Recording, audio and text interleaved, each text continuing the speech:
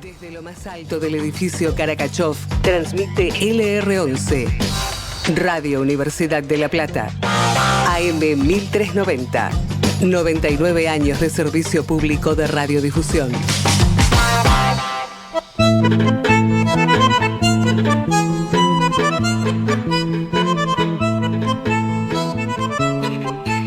Un escritor que piense en un lector determinado mientras escribe está perdido como creador. Mi primer sueño es jugar en el Mundial. Yo lo conseguí con mi padre, me dijo, que leyeran mucho ante todo. Sobre todo que vieran la lectura no una obligación sino un goce.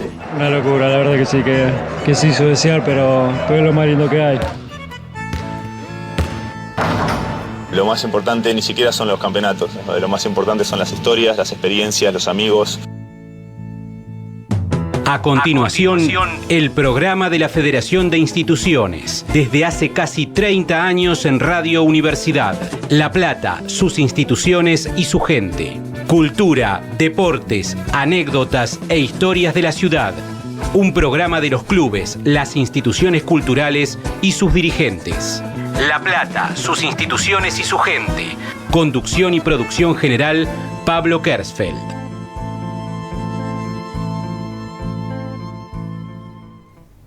Muy buenas tardes, queridos oyentes. Bienvenidos a una nueva hora de La Plata, sus instituciones y su gente. En esta hermosa tarde soleada de la ciudad, con un poquito de calor, pero con la mitad de la ciudad contenta porque Gimnasia y Esgrima de La Plata sigue en primera. Y bueno, a mí me toca decirlo y no me voy a privar de por lo menos dejar ese mensaje. Bienvenidos a todos, muchísimas gracias por acompañarnos en esta hora en vivo. Hoy ya terminó el ciclo de los chicos de mi equipo anterior que dejaba todo de la hora de los chicos. Así que aprovecho y les mando un abrazo grande a todos aquellos que estén escuchando en la radio en este momento, familiares y amigos, y esperarlos para el año que viene, que arranquen con todo de nuevo en ese hermoso taller que hace el querido Gustavo. Vamos a estar charlando en un segundo nomás con un invitado que tenemos aquí en el estudio. Quería contarles que hay algunas actividades que vamos a estar repasando después más tarde, pero ni bien terminado el programa, los invito a que se acerquen al Club Progresista de la Loma. Vamos a tener una actividad que después vamos a ampliar, pero estamos haciendo un festival que se llama el Festival Vereda y está pensado ni más ni menos que para eso, juntarnos un rato, escuchar un poco de buena música en vivo ahí en la vereda del recuperado Club Progresista de la Loma, ese espacio que necesitamos levantar de nuevo para que los vecinos tengan de nuevo su lugar. Y bueno, con ese pequeño aporte que ustedes pueden hacer comiendo algo, tomando algo rico, va a venir el momento de que nosotros podamos finalmente poner en marcha la institución. Así que nada, no quiero perder mucho tiempo porque tengo un invitado de lujo, así que vamos rapidísimo a la entrevista. En La Plata, sus instituciones y su gente, la entrevista. Lo bueno de tener la producción del programa es que me puedo dar lujos. Y cada tanto empiezo a ver en el arcón y digo, epa, hace unos días conseguí el teléfono de un tipazo y me parece que me voy a dar un lujito para este sábado. Y lo invité y me dijo, sí, cómo no, ahí estaré. Y estoy acá en el estudio de Radio Universidad con el señor Luis Salamanca. Hola Luis, ¿cómo estás? ¿Cómo te va? Buenas tardes, bueno, un gusto. Luis, para el que no lo conoce es una personalidad, nosotros, este programa está pensado para dirigentes y como tal creo que quienes nos metemos en la cultura y trabajamos en la cultura, tenemos nuestra función, así que yo te presentaría como un dirigente de la cultura. Sí, yo también creo que lo soy, asumo eso. Va por ese lado. Luis Salamanca es un representante, entonces, como les decía, bueno, de la cultura popular, pero además de todo, una persona que viene desde hace muchísimos años. Ya llegaste, me estabas contando hace un ratito, llegaste de Jujuy a los 17 hace... Sí, me acuerdo bien el 79, verano del 79. Fua. O sea, ya sos más platense que jujeño. Nah. Nunca. No, porque uno elige ser de donde es desde muchos lugares. Uh-huh. Yo nunca abandoné a Jujuy, yo lo llevo importante, digamos. Claro. Es así, la cultura, incluso la de mis padres, mis abuelos que vienen de más arriba. Digamos, todo eso fue tan fuerte que acá se trasladó en La Plata un poco eso, la continuidad histórica de la cultura y el legado. No solo no lo dejaste, sino que lo empezaste a desparramar. Sí, claro, que hice un surco, te diría, con eso. Sí, y eso fue enseñanza y vivencia de los padres, de los abuelos y de esa cosa tan fuerte que es la cultura. Por eso la reivindicamos, ¿no? Como un hecho colectivo que rompe con esta cuestión de la cultura individualista, te diría, es tan reivindicada. Sí. Eso. Sí. ¿Sabes? El otro día conversábamos con los chicos del Centro Correntino, y una de las cosas que hablábamos es justamente esa, que hace muchos años el movimiento entre las provincias era extenso. Vos me contabas recién que el primer viaje tardó 72 horas. 72 horas de viaje en tren. Tren Belgrano. En bancos de madera con... Claro, clase segunda, se llamaba así, y asientos de madera. Y 72 horas después estaba llegando a una ciudad que te recibía.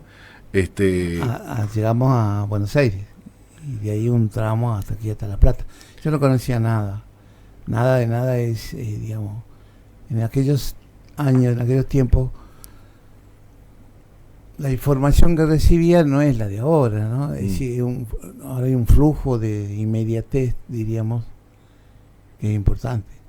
Pero no hace tanto tiempo, como en esos años, pensar en La Plata o Buenos Aires como era imaginarse un mundo muy lejano, como Europa, no sé, Estados Unidos, el África, no sé, parecía muy lejos, de verdad.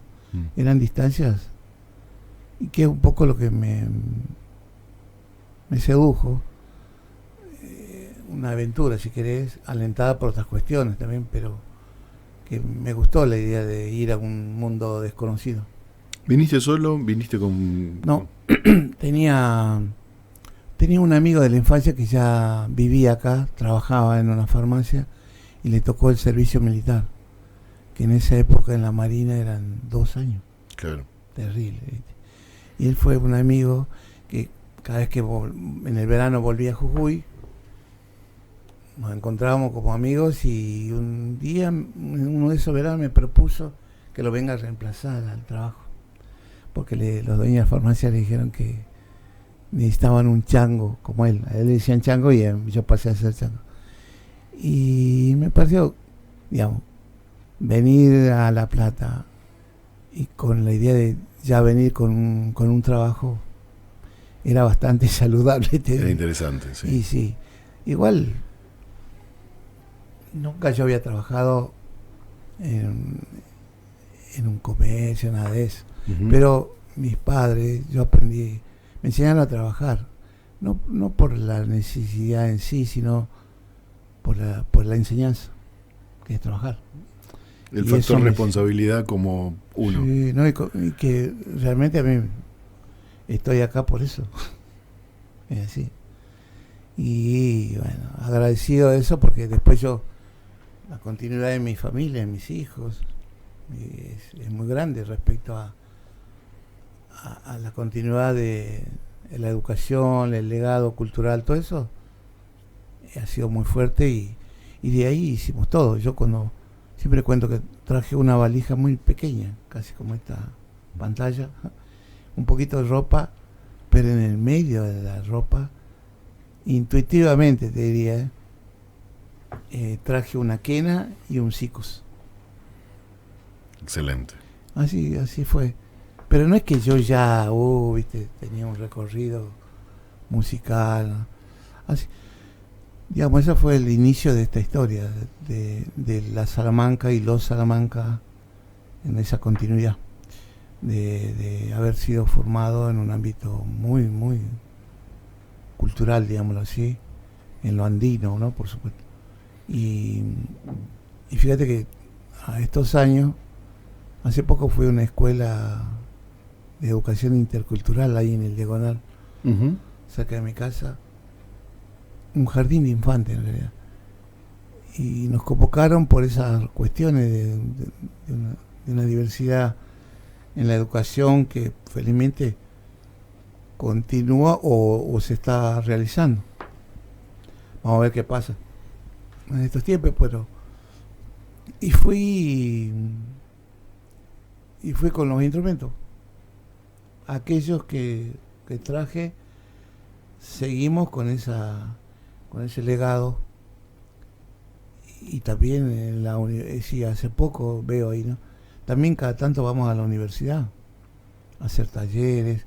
Hay un flujo ahí con los, viste que ahora existe la carrera de música popular, que no hace tanto. Exacto. Y muchos de esos compañeros fueron salamanqueros antes, en su tiempo de estudiantes o de músicos populares.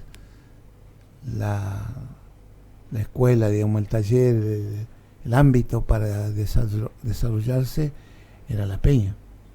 Entonces siempre tuvimos un vínculo muy fuerte con lo popular en distintos ámbitos. Y de algún modo fuimos instigadores, te diría, de lo popular en la facultad, porque no existía la idea de lo popular en la Facultad de Bellas Artes. Era más bien, bueno, como es esa educación argentina, pensándose que estamos viviendo en Europa, te diría. Todo se enseñaba en cualquier ámbito de las distintas facultades, con libros, conocimientos, pensamiento europeo, Uh-huh. en los métodos, en la investigación, en el lenguaje, en todo. Y eso es una tarea de descolonización, te diría, de toda la vida. Por lo menos en mi caso, siempre participé de esa cuestión, un poco con la inocencia esa que te decía, pero después, más conciencia, empezamos a batallar. No nos vamos a escapar de este tema porque me parece que es el que tiene mayor sentido de desarrollo, claramente teniéndote a vos en persona, pero sí quiero conocer un poquitito más de la historia y algo pequeño. Cuando vos llegás acá, a la ciudad, y por eso te traía lo de los compañeros correntinos, ellos armaron el centro correntino para encontrarse entre los correntinos. ¿Qué pasaba con los jujeños? No, aquí había uno de los primeros centros de estudiantes, creo que en el año 45 fue fundado. Ah, mirá. Sí. Y jujeños, como te diría, de clase social más bien acomodada, digamos así, porque no era fácil venirse de Jujuy a estudiar. Aunque algunos, de algunos pueblos de la quebrada, pero la mayoría de la ciudad y así. Y bueno, prontamente la mayoría de esos primeros que fundaron eso se quedaron aquí en la ciudad de La Plata y se establecieron con su profesión, fueron dirigentes muchos de distintos ámbitos, y son los que después de un tiempo los conocimos y nos cobijaron, nos trataron bien, nos ayudaron. Y después, claro, éramos muy convocados con el grupo que formamos, se llama Los del Churcal. Ahí encontramos recién una compañera aquí que conoció lo del Churcal, lo cual entra una alegría porque es una historia no muy registrada, te diría. Entramos con Luis al estudio, le contamos a los oyentes, entramos a la radio y nuestra querida Sandra Lechea, nuestra locutora, dice: yo los conozco a ustedes y aprendí a bailar folclore escuchando los del Churcal. Increíble. Es así. Bueno, esa fue una historia muy fuerte de esa década, te diría. Empezamos a hacer las peñas, no en un lugar físico estable, sino en los clubes, en los centros de estudiantes, y eso fue desde el 81. Estamos hablando de una década compleja y ahí viene por ahí el tema en donde también me quiero meter fuerte, que es aun cuando el gobierno militar tenía una visión contraria a la música anglosajona y demás, y esperaban mantenerla fuera y todo lo demás. ¿Había una participación sobre el folclore libre o el desarrollo, o estaba también perseguido con las cámaras? Cuando digo cámaras me refiero a personajes siniestros, ¿no?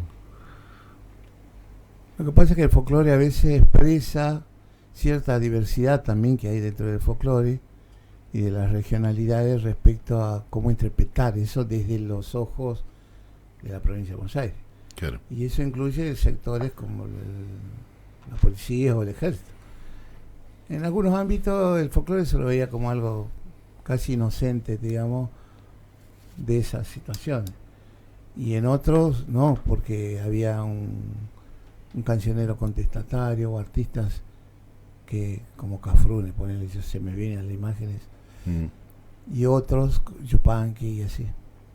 Bueno, yo tenía ahora lo puedo contar, pero Fulvio Salamanca, que era primo hermano de mi papá, fue pianista de D'Arienzo. Mira. La frase esa, ¿viste? No sé si la escuchaste, pero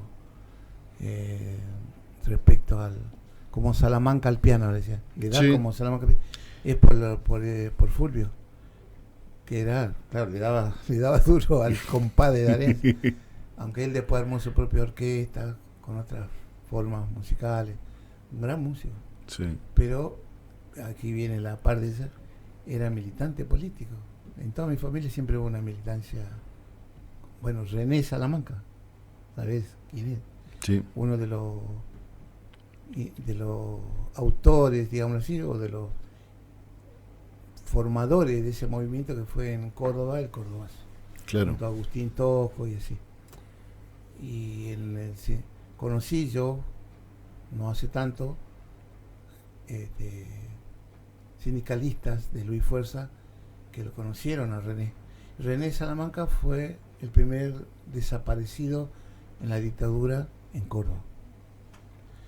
Y él también, bueno, él, su hija, que por muchos años no le contaron cuál era la identidad de su papá.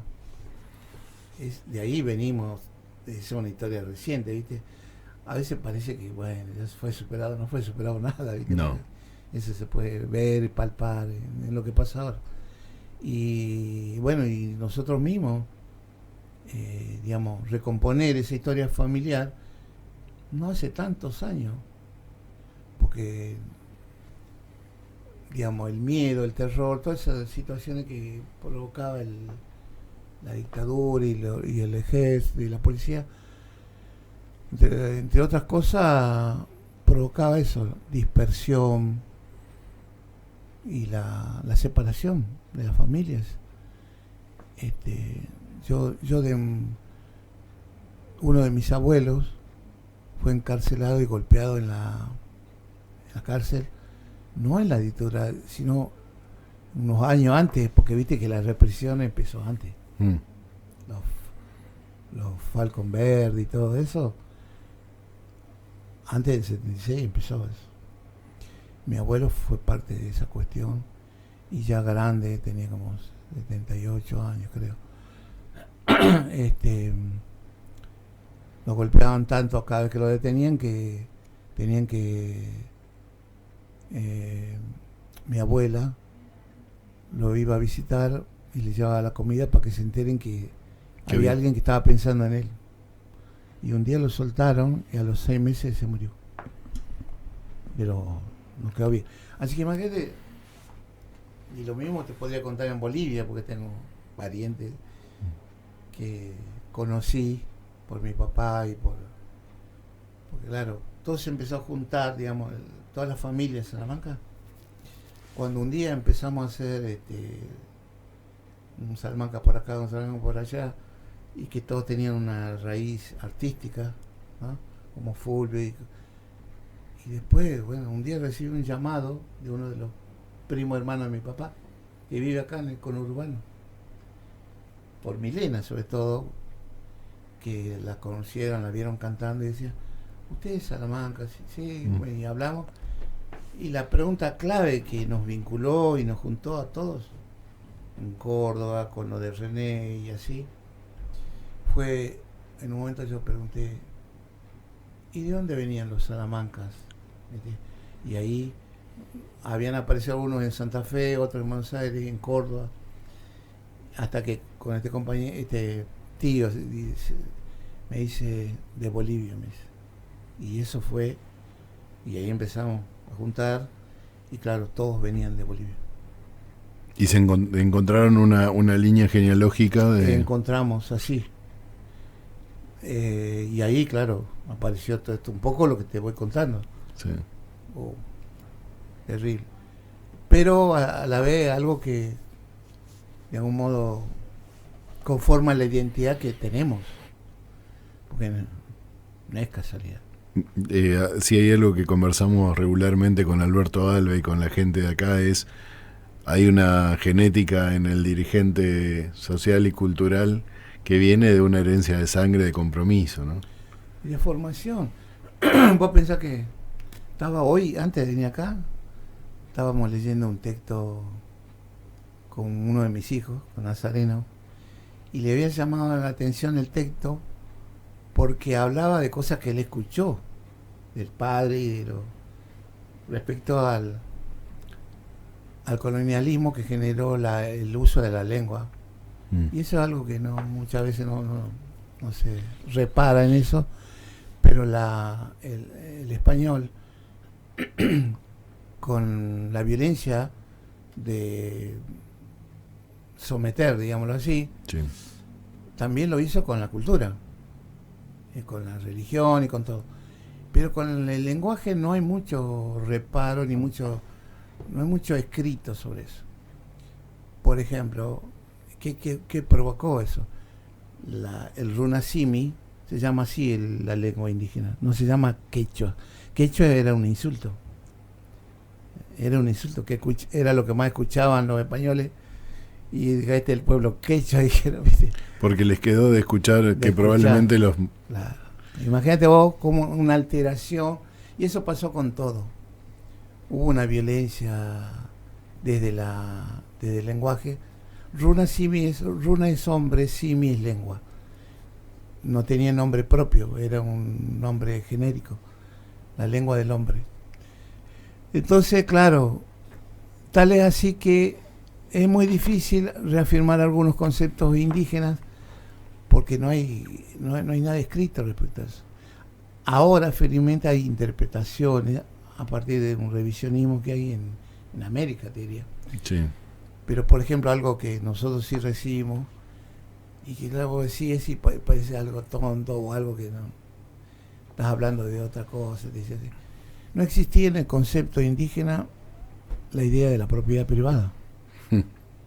No había palabras que denominen ese hecho. Por lo tanto, no existía. Claro. Y eso hizo más fácil el despojo. Porque la idea era compartir. Exacto. Entonces, claro, yo te comparto esta lapicera, vos me das la llave de tu auto. Claro, no existía la idea de ser dueño de. Claro. En la lengua misma no aparece eso. Y eso es el tema, ¿viste? Tuvieron que adaptarlo y asimilarlo a esas ideas de la mirada occidental, algo que en la cabeza no existía. ¿Entendés? Lo cual hace dificilísima ahora la interpretación de esa lectura. Exactamente. El hecho de tener no existía. Eso se instaló como forma de la dominación. Y me decías, escrito no hay material. Ahora, ¿cómo creo el apellido? Un tal Bonassi. Porque, claro, me llamó la atención ese texto. Y le pregunté a mi hijo, a Nacional, y estábamos hablando de eso. Después te lo paso bien. Dale, con gusto. Maravilloso el texto. Hablando de esas cosas que es muy difícil, pero explica bastante lo que somos. Claro. ¿Entendés? En términos suramericanos, ¿cómo es nuestra idea del sentido de existencia? El hombre andino se vincula con los astros y con las energías de lo que los rodea. Pero en ese ejercicio se somete a la idea colectiva de correspondencia y reciprocidad, se llama eso. No es que, bueno, la Pachamama, el sol. No.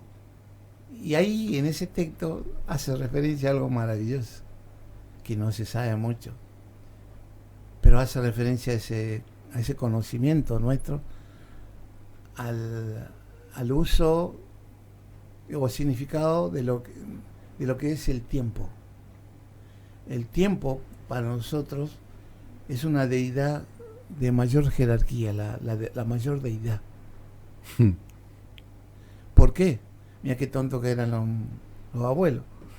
Porque es algo que no se puede medir, es lo inacible. Es el enigma más grande del ser humano. Sí. El tiempo. Y que les pega a todos. Y que vos no lo puedes mensurar de la forma que sí lo puede hacer en la mirada occidental. Claro. Entonces, imagínate ponerse en el lugar ese, situarse ante la naturaleza como alguien que está despojado de esa cuestión, te cambia la cabeza. Bueno, nos fuimos al... No, pero no sabía. Y la idea también acá es compartir esto en estas pequeñas historias, el saber para los que están del otro lado, los que estamos del otro lado escuchándote. Y que de algún modo no se explica a nosotros, porque no es que yo lo puedo vincular ahora con este tiempo. En el Martín Fierro, una obra de la literatura gauchesca, digámoslo así, por excelencia. ¿Quién va a negar esa cuestión? Y donde se desarrolló el ámbito, el Hernández, donde vivió, en la provincia de Buenos Aires. Con lo cual, el tema de la identidad en la provincia de Buenos Aires, ya en esa época tuvo un mestizaje, digámoslo así, y a veces un híbrido también, cultural, que es lo que nos permite hoy tratar de interpretar lo que somos. En el Martín Fierro hay 33 palabras de origen quechua o runasimi. ¿Quién en la provincia de Buenos Aires? Nadie dice, por ejemplo, cualquier paisano no dice vamos al estadio. ¿Qué se dice? Vamos a la cancha. Claro. Cancha de runasimi. Cara, rostro. En el español dice rostro. Nosotros decimos cara. En el norte, pero también acá se usa eso. Claro. Tu cara. Me pegaste en la cara. Me pegaste acá, no, sí. Me pegaste en el rostro. Claro. ¿No? Exacto.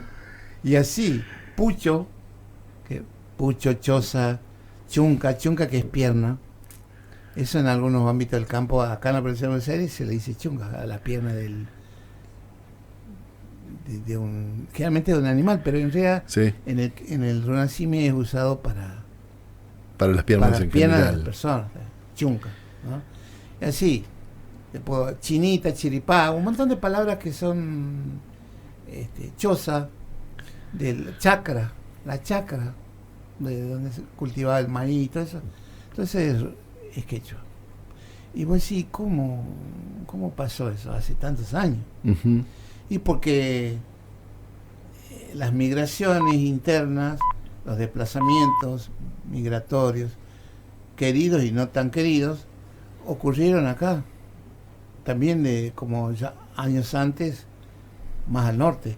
Y fíjate cómo se desplazaron tanto desde el norte acá, que había asentamientos muy grandes de pueblos venidos de más al norte. Todo eso generó lo que hoy es Argentina.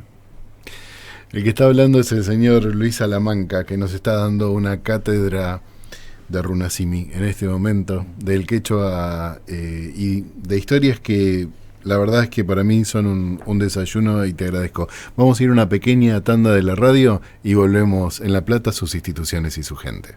Aruna. Somos emisoras integrantes de Aruna, la Asociación de Radios de Universidades Nacionales. Estamos en todo el país. Y estamos juntas. Aruna. La universidad por la radio. www.aruna.org.ar. En ABSA estamos ampliando nuestra red de proveedores. ¿Querés ser parte? Inscribite hoy en proveedores.aguasbonaerenses.com.ar y participá de nuestras licitaciones y concursos. ABSA, por una nueva cultura del agua. Gobierno de la Provincia de Buenos Aires. La choricería Choris Gourmet, únicos en La Plata. Ahora también podés pedirlo sin TAC. Abierto todos los días a partir de las 20 horas. Viernes, sábados y domingos también abrimos al mediodía. Calle 17, número 1864, entre 70 y 71. Delivery 458-5969 o 15-571-6155. La choricería. Revolucionamos el clásico choripán. ¿Necesitas un mecánico de confianza en La Plata? No busques más. Mostajo Mecánica. Mecánica en general, distribución, inyección, frenos, suspensión, tren delantero y service. Mostajo Mecánica. De lunes a sábados en 49 entre 143 y 144, número 2432. Atendido por sus dueños. Comunicate al 221-314-5881. Mostajo Mecánica. Estás escuchando Radio Universidad. AM 1390, el aire de la Universidad Pública. La Plata, sus instituciones y su gente. Cultura, deportes, educación e interés general. La Plata, sus instituciones y su gente.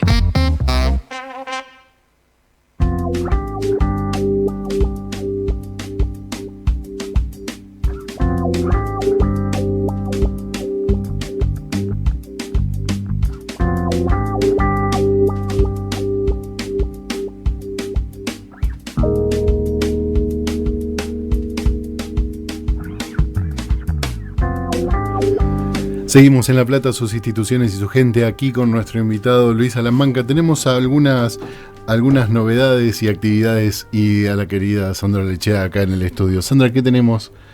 Mira, te cuento para el viernes próximo, viernes 8 de diciembre, feriado nacional, a las 21 horas, en 18 y 71, Meridiano Quinto, en la esquina América, La Rodriguera, con Carolina Arauz y Lau Jiménez Vargas. Van a estar ahí haciendo su música. Varias veces ya hemos tenido a los amigos de La Rodriguera que están llevando adelante actividades muy interesantes para ir a visitar. Tenemos actividades para hoy también. Ahora ya saliditos para el final, ¿viste? Sí, saliditos ahora del programa. Termina el programa y todos salimos corriendo. Mira qué casualidad. Tenemos hoy 12 de diciembre en la Salamanca de Peña. Epa, ahí está. A las 21 horas. Sí. Manu Quiroga, bueno, seguramente algo nos van a comentar acá un poquito más. Va a haber artistas invitados. Reservas al 221-488-5539. Perfecto. Y algo que contábamos hace un ratito que tiene que ver con la actividad que están desarrollando los chicos de que están la nueva comisión directiva de Progresistas de la Loma, que está con este Festival Vereda. Bien.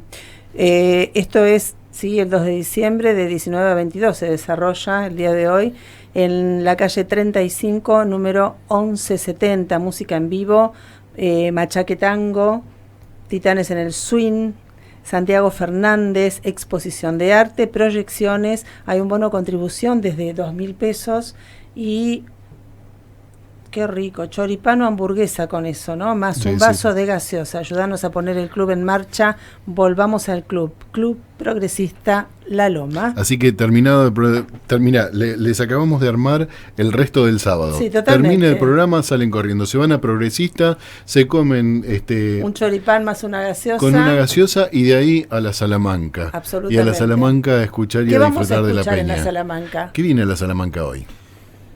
Bueno, las actividades son toda la semana, con talleres distintos, con un ciclo de cine.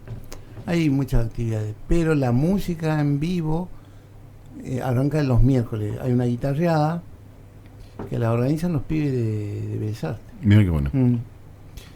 Los jueves hay distintos ciclos también con músicos de La Plata, un clásico, digámoslo así. Los viernes con artistas de la región. Manu es un integrante de Tierra Mestiza, que es un grupo de canto colectivo que está ahí en la Salamanca, pero a su vez hay proyectos distintos dentro de ese mismo grupo y él es uno.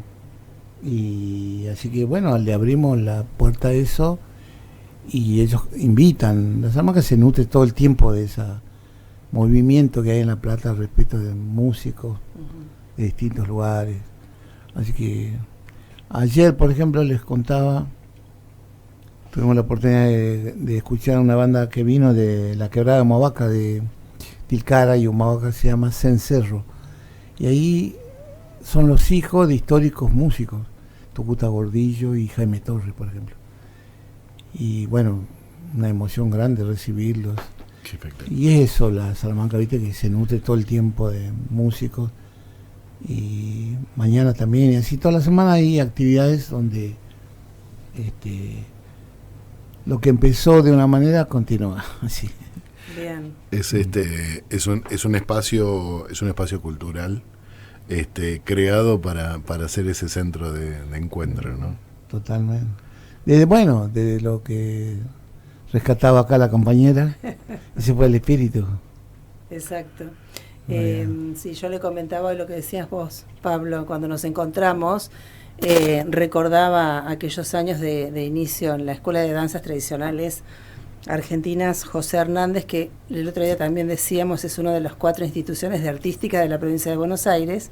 Allí me encontré con gente amiga, conocí gente amiga, tanto del norte como del sur, pero bailar, nos aprendimos a bailar en todas las peñas que hacían los del Churcal, así éramos que bueno, inquietos. Taquirari, de todo un poco, impresionante, sí. pero bueno, no, la energía que le ponían y que le siguieron poniendo después con distintos formatos y lugares. Sí, totalmente. Muy inspiradores, porque en Córdoba, Tucumán, creo que en el sur, en algún lugar también, las peñas de esa que vos viste, fueron inspiradoras de otros lugares. Sí, totalmente. En Córdoba, por ejemplo, y nosotros sabemos porque los mismos artistas nacionales, no sé si vos fuiste a esas peñas grandes que hubo en el 88, Víctor Heredia, León Gieco, sí, claro.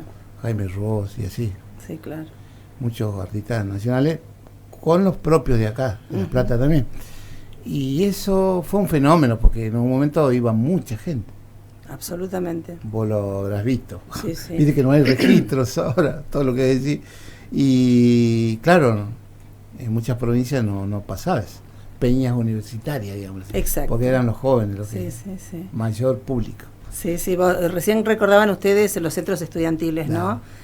Claro, el jujeño, uno de los más antiguos, y después se sumaron un montón, y en cada centro de estudiantes, o en cada casa de estudiantes, o en cada casa de la provincia, había guitarreadas, había peñas, y bueno, era un lugar, y después se sumaban, ¿no? Se juntaban. Sí, era un lugar de resistencia, te diría, por el tema de la dictadura. Había centros, por ejemplo, me acuerdo el de Misiones, de La Pampa, el de Peguajó, en 11, que todavía está ahí, me parece. ¿Eran, Luis, los del Churcal los que estaban acá abajo, que me contabas cuando llegamos? Sí. Acá en este edificio, que parecía una cárcel, ¿viste? Sí, de esa época. Yo lo viví en esos 2 años y era un lugar importante respecto a lo que pasaba alrededor de este edificio, digamos. Y entre otras cosas había actos de resistencia a la dictadura, y tocábamos en las escalinatas cuando no era toda esta forma que tiene ahora.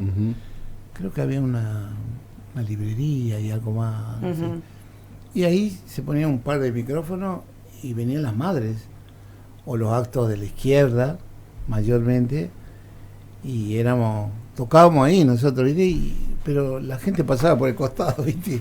No paraba mucha gente. Y cagazo había terrible.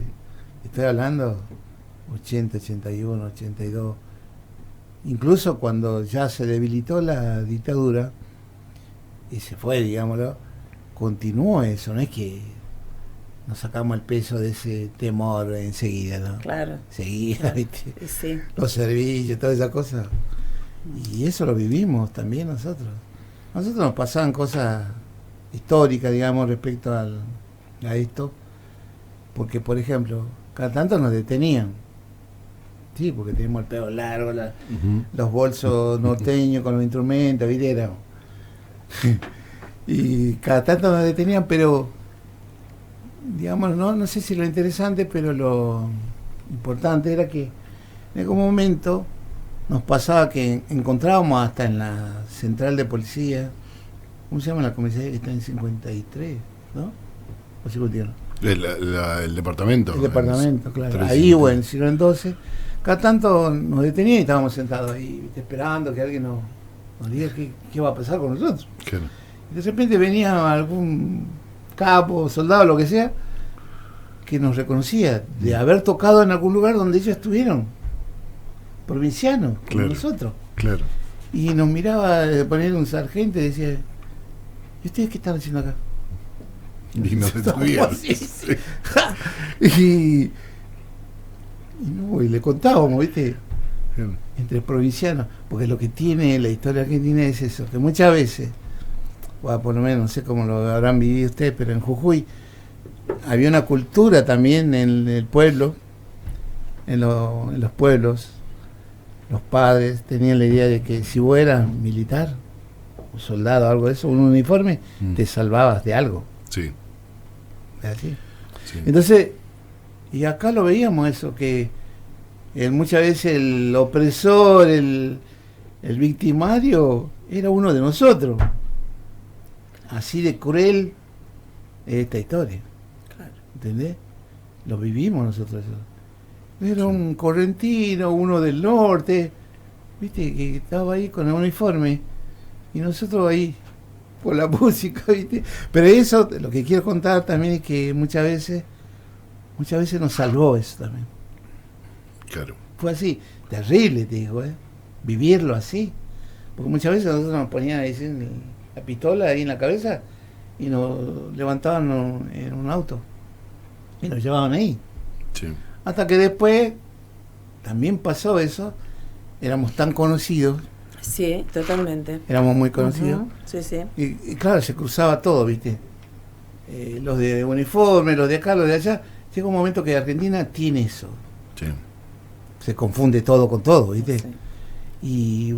Y nosotros lo que nos salvó siempre a todo, o nos eximió a todo, siempre fue la música, la cultura, la identidad. Y sigue siendo así. Porque, viste, la Salamanca, yo siempre digo atrevidamente que es como una embajada. ¿Por qué no? Y sí, porque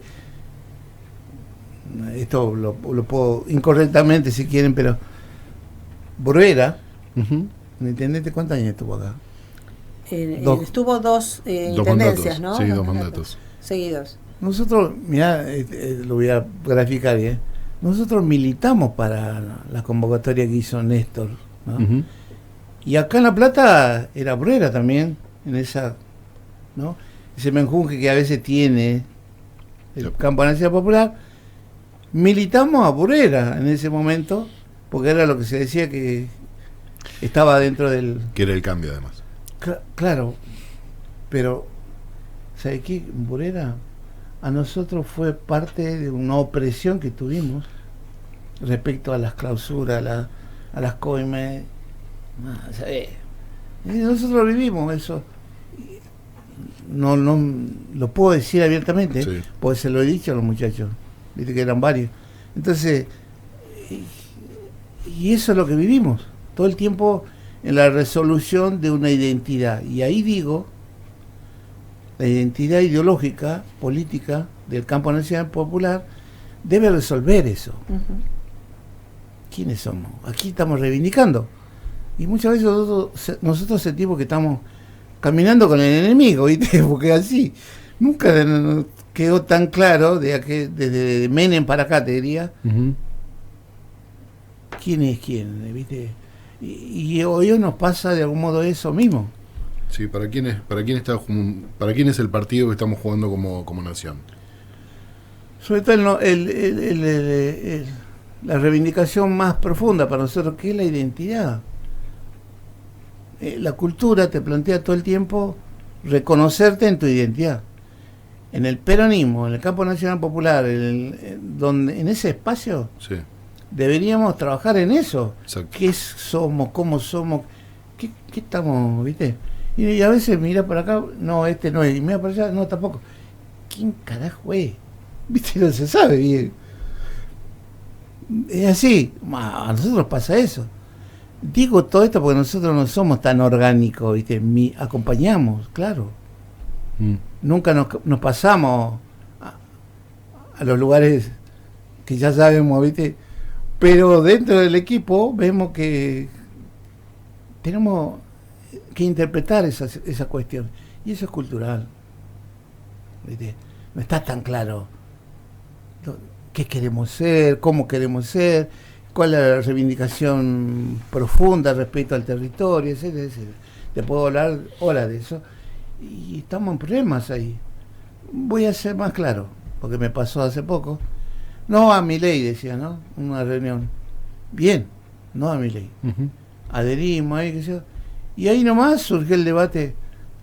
Apoyemos a Massa indeclinadamente, porque Massa fue el instigador y formador el acuerdo con un gobernador nefasto para nosotros, que es Morales. Que es Morales, impresentable.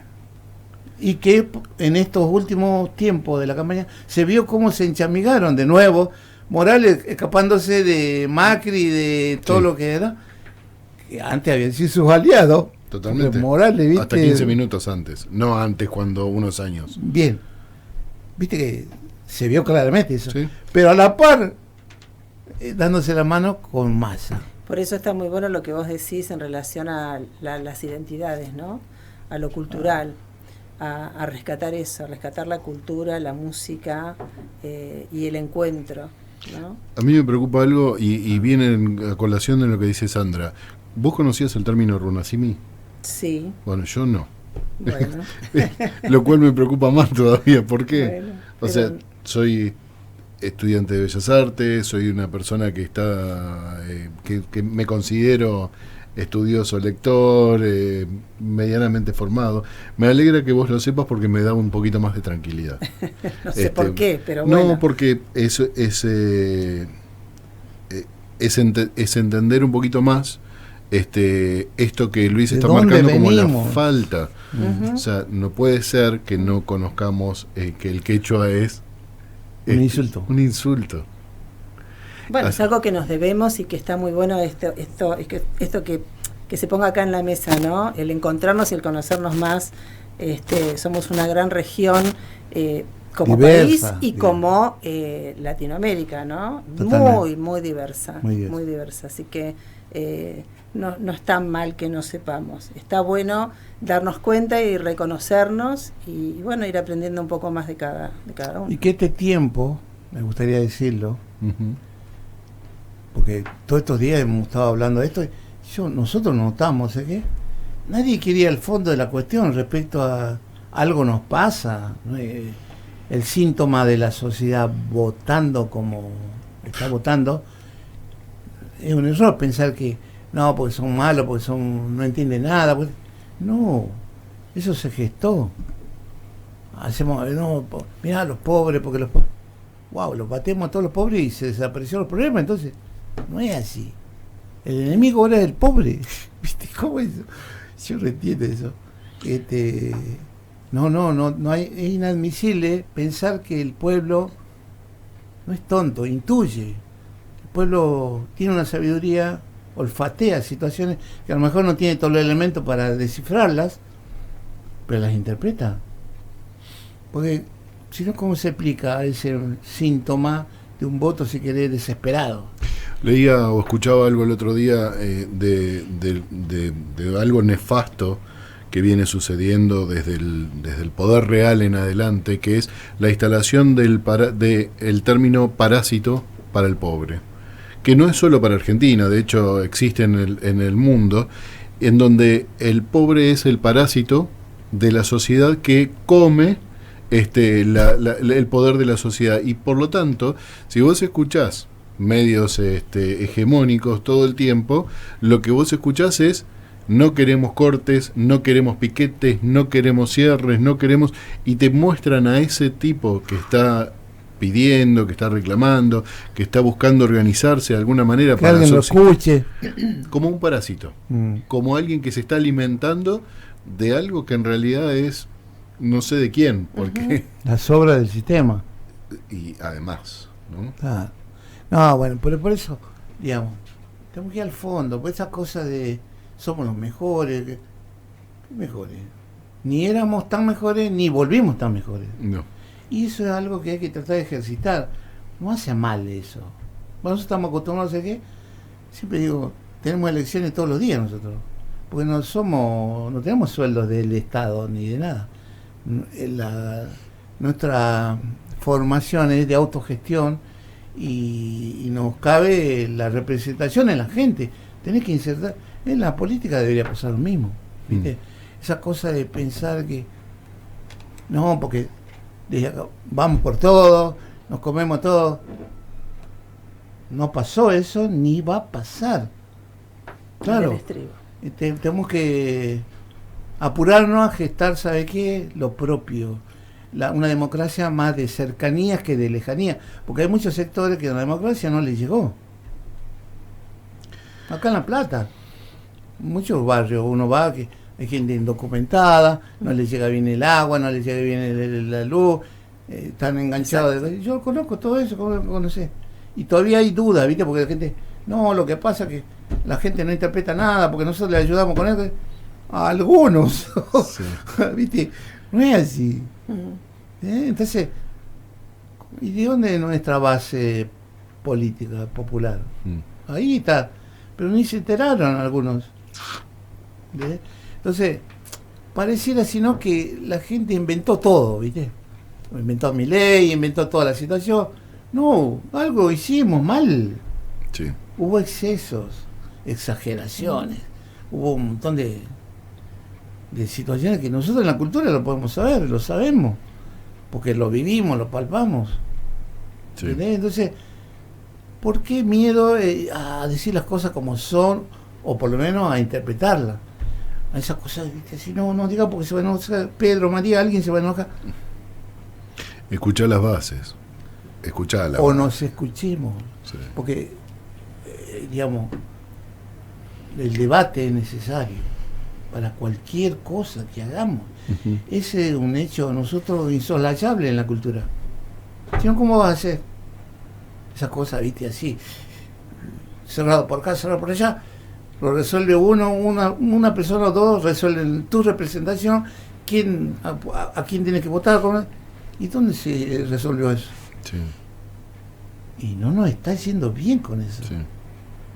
Y no, pero empiezan los teóricos de la política y empiezan a explicar, no, porque había la necesidad de que no va para el culo, ¿viste? Porque no nos va bien. Pasa algo que es muy interesante lo que traes, porque lo estoy pensando mientras que lo decís y es mucha gente a la que se le pregunta hoy si votó a Milei, que te contesta y a la pregunta, ¿lo hubieses votado? La respuesta es no. No, de ninguna manera. Mucha gente que votamos a Sergio Massa, frente a la pregunta, ¿lo hubieses votado? De ninguna manera. Claro. La representación que hay en este momento en lo que es el liderazgo de la nación está rota. Y la relación entre la política, que insisto y voy a insistir siempre, es la única forma de llevar adelante una sociedad semi-ordenada o lo más prolija posible, o lo más representativa, decimos. Sí, representativa, además de todo que trabaje en la distribución correcta, ¿no? Porque está claro que podríamos armar pequeñas comunidades sin manejarnos, pero en cada una de esas pequeñas comunidades necesitas una política de funcionamiento que lleve adelante eso y que después finalmente se termine uniendo para poder tener relaciones, porque si no tenés batallas entre todas las pequeñas comunidades y volvés a lo mismo. Entonces, organizar una nación en donde diga, bueno, ¿cuáles son las necesidades? No son las mismas las necesidades de los rionegrinos que de los jujeños. No, claro. Argentina es extenso y poder interpretar semejante territorio y país son varias Argentinas, no hay una. Perdón. No pasa nada. Le hice señas a Luis, le digo a los oyentes, le hice señas a Luis para que se acerque al micrófono porque aprovecho y los dejo seguir a ustedes charlando y los escucho desde afuera. Dale. Sí, Argentina decía que Argentina es un país, un territorio extenso, como pocos países, y podemos hacer varios países en Argentina. Sí. Y eso es de un grado de complejidad que tenemos que tratar de abordarlo desde la política, claro. Uh-huh. Pero cuando la política no interviene en los conflictos reales y pierde esa credibilidad y esa dispersión que muchas veces se ha visto en estos tiempos, ¿no? ¿Cuál es el sentido de la política? Intervenir en los problemas que hay, pero los problemas no de un sectorcito, o lo resuelve no, nos atraviesa la cadena de conflictos que tenemos, y ahí deberíamos, entre otras cosas, organizarnos. Y por ejemplo, yo lo escuché en las campañas y se lo he manifestado a los compañeros. Sí,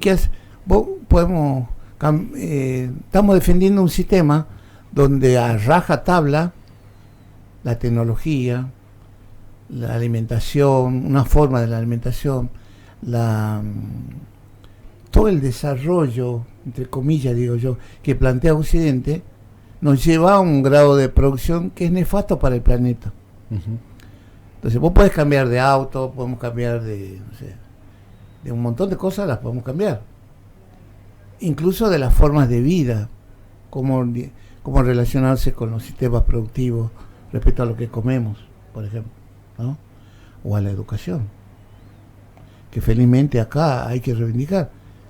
Ojalá que podamos hacerlo. Es gratuita de acceso a muchos pibes, ¿viste?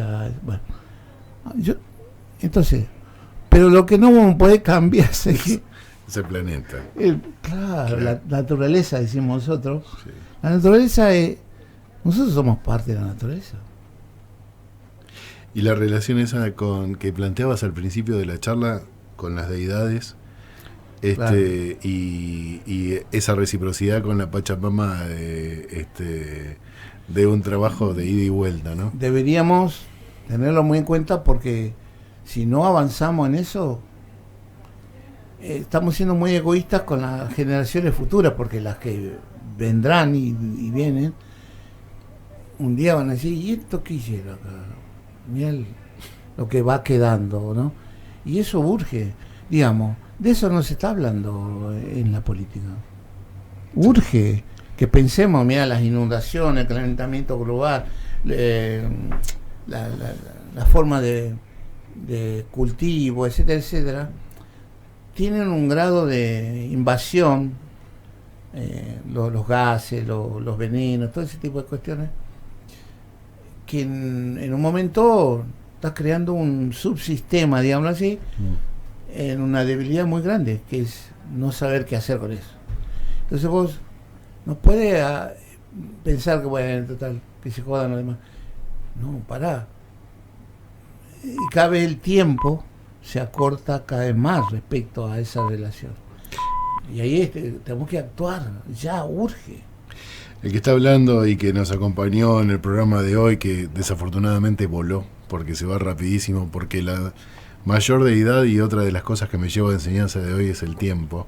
Y gracias por todo eso, es el señor Luis Salamanca, un dirigente social y cultural de nuestra ciudad, una persona para oír durante mucho rato más. Yo esperaría poder robarte en algún otro momento y volver a repetir el programa por ahí en unos meses y seguir charlando, porque quedan muchísimos temas pendientes.